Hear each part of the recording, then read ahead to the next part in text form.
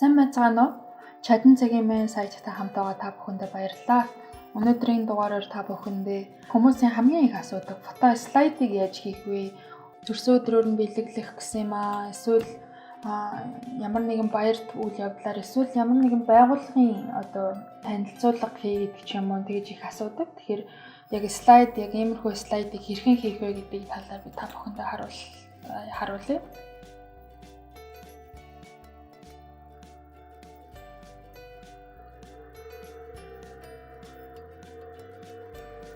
Юуны өмнө бид нэр заавал графикийн мэдлэгтэй байх шаардлага байхгүй. Ингийн тулд хэдүүлэнд нь яг ямар видео хийх гэж байгаа вэ? Хинт зориулж байгаа вэ гэдэг маань чухал болчих чинь тий. Ингийн тулд хэдүүлээ заны гоё аян дээр дэвсэе. За эндээс гоё аян байна уу? Энийг сонгоно. За энэ аян дээр за бид нар слайд хийж байгаа учраас гоё аяа сонгочихъя. За хоёрдугаарт биднэрт хэрэгтэй зүйл гэх юм бол зураг байгаа.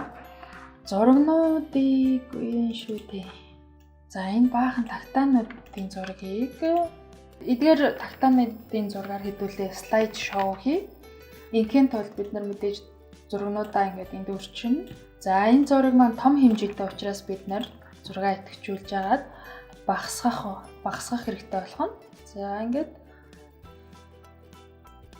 За ингэж слайдаа хийгээд background дээр нь нэг зураг татчих. Дүрс оруулахаар яг бол та бүхэн мэдж байгаа. За ингээд энэ хичтэйгээр татагдсангүй те. За энийг томруулчихъя. За энэн дээр хэдүүлээ слайд шоуга хийя. Тагтаануудын гоё слайдуудыг яаж хийх вэ? Гоёмсгоор. За энэ дүрсийг ер нь бол ямар нэгэн байдлаар монтаж слайд хийх бол бүгд тухайн хийж байгаа хүний ID санаанаас ямар юм хийх вэ гэдэг үндсэн санаанаас бол бүх юм шалтгаалдаг байгаа. За ингээд бүх зургаа юм жижигхэн болгочих уу? Эсвэл хэдүүлээ юм цагийн тагтаа гэхэд за энэ томороо байж хэрэг биш үү? За ингээд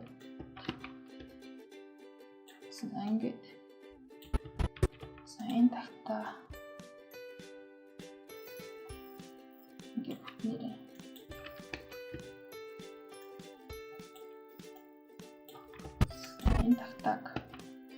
энэ тагтааны хөлийг оруулчих. За гэх мэтлэн бид нэр өөрчлөө. За энэ зургийг ингээд дангаараа харагдахад ингээд нэг тийм гоё биш харагдаж байна. Тэгэхээр энд хүрээ өгье. За ингийн тулд бид нэр эхлээд эффект хийснээс эндээс мэддэг бол шууд хайж болно. Эсвэл видео эффект хийснээс perspective гэж энэ за энэ дотроос radial shadow гэдгийг аваад дүрсэн дээрээ тавилаа. Гэсэн боловч энэ дүрс маань өөрчлөгдсөнгүй. Зурган дээр минь ямар ч өөрчлөлт гарсангүй. Хийсэн эффект болгоныг эффект контроллороо бид нар янзалж байх ёстой гэдгийг дахин хэлье. За энэ дээр жишээ нь хүрээ болгох хүрээнийхэн өнгийг сонгоё. За би шар өнгөнд дуртай. Нэг ийм шар өнгөнд дуртай. Учираас дуртай өнгөөр хүрээ хийжээ. За эндээс зарим нэгэн тохиргоог хийж өгөх хэрэгтэй байгаа. Shadow only гэх юм бол энэ тэр чигтээ ингээд зураг маань байхгүй болчихжин тий. За тэгвэл resize layer гэх юм бол яг зургийг ингээд хүрээлээд ингээд гараад ирж байна. За гэвтэл энд бидний тохируулаагүй байгаа юмнууд юу гэхээр хэмжээ алдагдсан байна. За нэгдүгээрт энийг хэмжээг ингээд бид нэ цааш явуулвал ингэж байна. Хэсгээр ингэж байна. За энэ арай бүдүүн муухай харагдаж байгаа учраас projection хэсгийг 5 болгочих. За 5 болгочвол энэ ингээд яг таарсан жижиг болж байна. За энийг чүт дээшлүүл. За ингээд яг зургийг тойрсон. Яг энэ зураг бараг энэ зурган дээрээ байгаа учраас бид нар яаж зөөсөн одоо юу гэдэг хэмжээ бүх юм алдагдахгүй гэсэн. За эндээс бид нэг анхаарах зүйл гэх юм бол түрүүний миний сонгосон энэ гоё өнгө энд гарч ирэхгүй байгааг анзаарсан баг. За тэгэхээр тулд энд бид нэр 50% 100% болгоч. За ингээд эхний бидний хийсэн одоо слайдны магадгүй бид нэр ингээд аяа жоохон гууд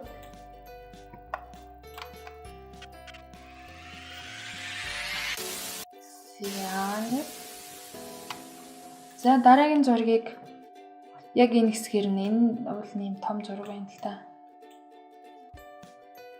Яг энэний нүүрэн хэсгийг авъя. Тэгээ өмнөх хичээл дээр үзсэн crop-ыг ашиглаад бид нэр тагтааныхаа яг нүүрэн хэсгийг авчи. Сая ой том байсан уу? За ингээд эндээс ингээд. За яг энэ хэсгийг авчи. За энийгээ бид нэр хангалттай том зураг учраас бид нэр ингээд авчи. Томруулчи.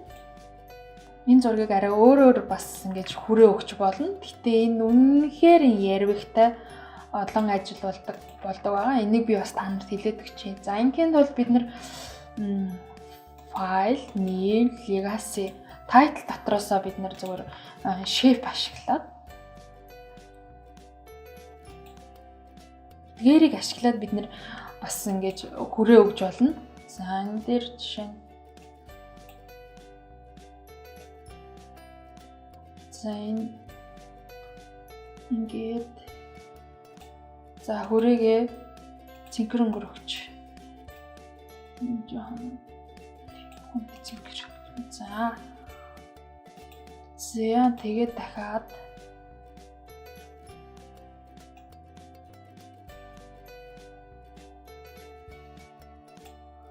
би нөгөө shape өгөөд байгаагийн ялгааг нь би та нарт бас харуулах гэдэг байна. Давуу талыг бас харуулах гэдэг. Яагаад гэхээр энэ ингэж хийсэн түрүүний radial shadow хийсний маш том ялгаа байгаа. За ингээд бид нэр хийж болно. Гэвч энэ харьцаа маш тийм асуудалтай үүсчихдээ яг нэг ийм харьцаатай биш. Тэгээ яг энийг нэг бүрчлээ ингээд тааруулах хэрэг гарна. Ажиллагааны хувьд бол нэлээд тийм ярвигтай мэдрэмж шаарддаг.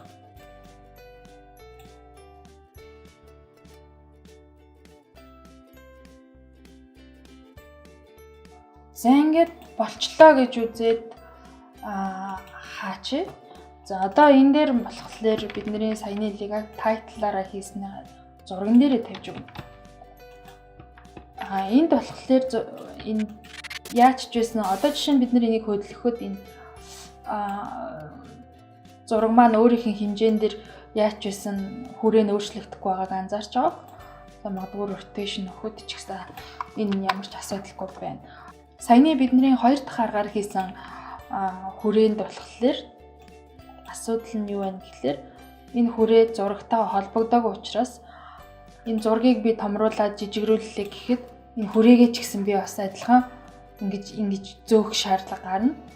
Ингийн тулд бид нэр секундтай л болгоноороо ингэж адилхан энэ хоёрын юг хийж таарнаа. За тэгэхээр энэ бол ингэж жоохон ярвигтай хэцүү учраас энийг хэрэглэхгүй байсан зүгээр хэрэглэж болно. Хувь хүний онцлог байгаа. За тэгээд өшөө энэ одоо хоёрын би нэг давуу талыг ярих гэдэг байна. Мэдээж дүрс болгон дээрээ бид нэр ингээд за одоо жишээ нь энд шар өнгө сонгосон, энд бид нэр за энд цэнхэр өнгө сонгочлаа. За энд тэгвэл бид нэр өмнөхтэй адилхан шарыг сонгоё. Radial shadow гэдгийг copy дот хуулаад дараагийн зурган дээр бид нэр тавихад энэ зургийн хэмжээгээр энэ radial shadow энэ эффект нь ингээд өөрөө хийгдчихдэг байгаа. За эндээс бид нэр өнгийг бас өөрчилж болно. За энэ дээр зовлон. За энэ дулаан болсон уу? Болоогүй. Энэ болоогүй. За ингээд бид нэр хэрэгтэй зурагнуудынхаа хүрээг нь өгчлөө гэж тооцоолъё. Бодъё. Тэгээд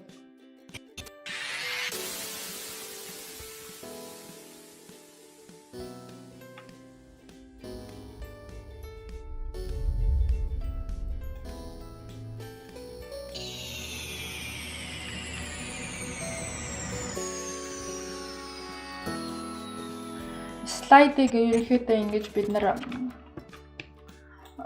ганц юм аргаар за энэ аргыг бол хэрэглээд авах шаардлагагүй тий баруун энүүгээр өгөөд за эдгээр дүрснүүд ерөнхийдөө Premiere-ийн онцлог юм гэхээр одоо юу гэдэг дүрс болгоно одоо энэ зам дээр байгаа бүх дүрснүүд хамгийн дээд хэсгүүд нь харагддаг байгаа. За ерөнхийдөө ингээд бидний зурагнууд бэлэн болчихлоо гэж бодъё. Тэгээ нэмж хийх чухал юм юу вэ гэхлээр бид нар монтаж хийж байхдаа аятайгаа цог монтажлал илүү үр дүнтэй байдаг. За жишээ нь энэ шинээр одоо нэг пиано орж ирж байхад дараагийн зураг ингээд орж ирээд за энэ дахиад нэг солигдож байна тийм ээ. За ингээд за энд ингээд дараагийн ая орж ирж байхад за ингээд за энэ дөрвөн дүрсийг одоо бүгдээрээ харцгаая.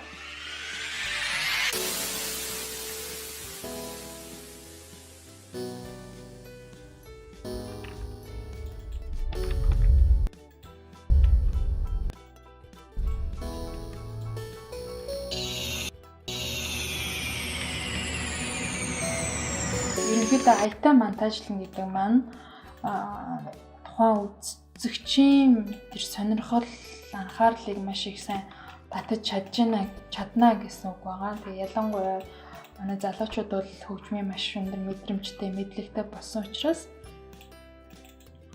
энэ маш чухал байгаа. За тэгээд 200 юм хитцсэн чинь. За ингээд слайдыгаа бид нэр за ийм аргуудаар монтажны аргаар ингэж янзалж болж байна.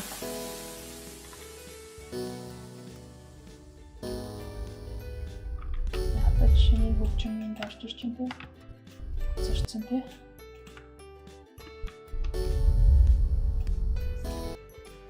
Send. Session энийг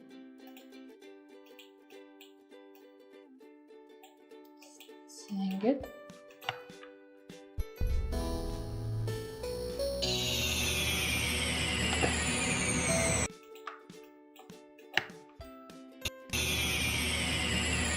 яагаад хэлчихлээ. За энэ keyframe-ыг би нэг өмнөх хичээл дээр заасан санагдчихэв. Контролоо дараад энэ шугамн дээр дараад keyframe-үүдээ гаргаж ирж болж байгаа шүү. За ингээд эхний хичээл слайд хийх. За одоо энийгээ бүр сонирхолтой болгоё. Effect зэснээс transition, video transition гэдэг дотроос бид нар магадгүй энэ дундах эффектүүдийг бас авч хийж болно.